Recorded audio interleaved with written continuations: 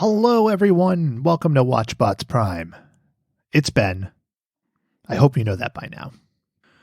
I am, of course, going to talk about The Bachelor, but before I do, I want to talk about the real reality television. And that, of course, is CNN's election coverage. So, as I have said in the past, I am personally not an overly political person.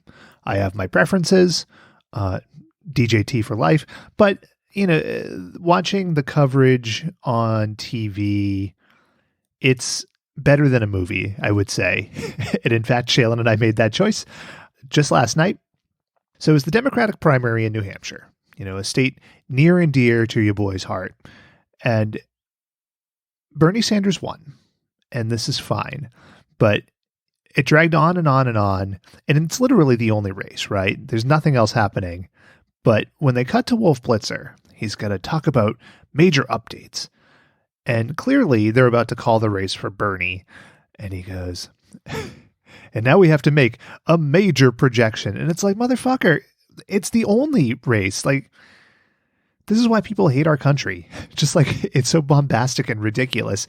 And then they've got their table of like lords and ladies. And they're talking about the Democrats and how, things are fucked. Like, we're fucked. And it's like, well, what are people going to do about Bernie? And Joe Biden is a ghoul and Pete Buttigieg's a rat. Like, what are we going to do about this? And then somebody's like, oh, well, we can't forget about Bloomberg. And then everybody's like, oh, but what about Bloomberg? What is Bloomberg going to do? And it's like, he's not Batman. They cut over to Anderson Cooper and he's like, he's not the hero the Democratic Party deserves, but he's the one we need right now. So we'll hunt him. He's a silent guardian, a watchful protector, a dark knight. Like, they're just talking about him in these hushed tones as if he's like the second coming. And it's like, I see your ads, Bloomberg. Step out from behind the curtain, you coward. I don't think you have it. Anyway, elections are weird and we live in a hellscape. And, let's just leave it at that. On to happier news. The Bachelor. So Peter's down to 6. And this is the last week before hometown dates.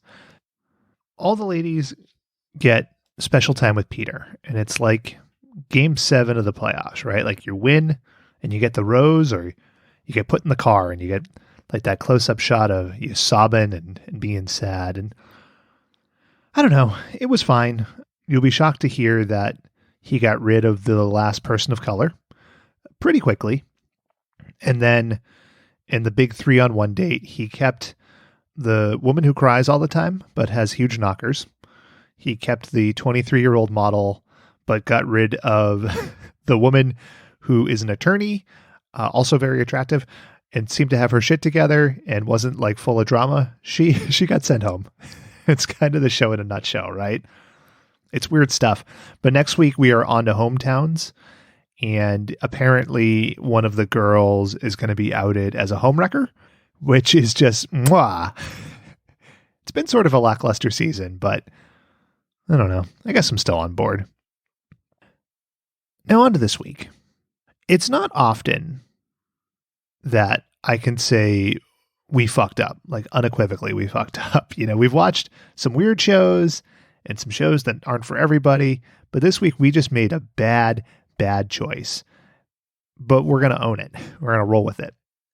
Most folks will be familiar with the Three Stooges: Larry, Moe, Curly, Curly Joe, Shemp, Joe Curly, Curly Hair, Shemp Larry.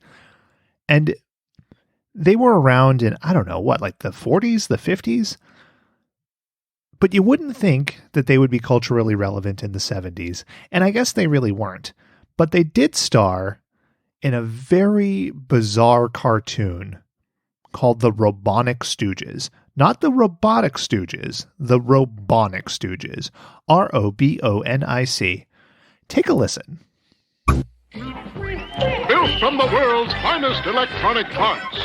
Designed to be the world's most perfect electronic robots. The Robonic Stooges. You can be a fan of the Stooges. You can not be a fan of the Stooges. It's all good. But I think when I think Three Stooges, I don't think of them as they're presented here. which is 3 guys who live in a junkyard and have Inspector Gadget limbs for some reason. And they are also spies or cops or something. I don't know what they are. It's truly bad. I mean, I was trying to think of a word. The word is bad, but it's really just conceptually very, very strange. Fortunately, the episodes are only 6 minutes long. So we're watching 2 of them. We're watching the first episode, which involves a giant chicken, and we're watching the 24th episode solely because it's called The Three Nutsketeers. And goddamn it, that is the high point of the whole show. But there's a lot to talk about. We will dig into some Three Stooges lore, I'm sure. And I think you're just rubbing your hands together at that. I know I am, but we will try to have fun regardless of the source material, which is sort of the motto of the whole show, isn't it? But we want to hear from you. If you're a Stooge head, a Stoogeaholic, give us your best Three Stooges story at Watchbots Pod. Hashtag #MeStooges.